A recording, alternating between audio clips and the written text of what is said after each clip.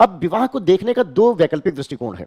एक जिसमें आप मानते हो कि विवाह एक पवित्र रिश्ता है, दैवीय है और इसीलिए इसको समाप्त नहीं किया जा सकता।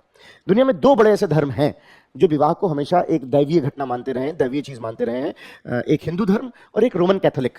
जो कैथोलिक ईसाई में जो कैथोलिक हैं वो भी मानते हैं कि विवाह एक दैवीय घटना है और इसीलिए इन दोनों धर्मों में एक बार विवाह हो गया तो फिर आप मानते 7 जन्म का साथ या जो भी आप बोलिए, वो एक बार विवाह का मतलब वंस मैरिड फॉर एवर, एक बार विवाह हो गया तो सदैव के लिए हो गया। मृत्यु के बाद भी आप उसी पति या पत्नी से संबंध रहते हो, उसके आप जो है विधुर या विधवा कहे जाते हो, इत्यादि इत्यादि। तो जिन भी समाजों में विवाह को एक संस्कार के रूप में देखा जाएगा उसको एक पवित्रता का एलिमेंट देंगे।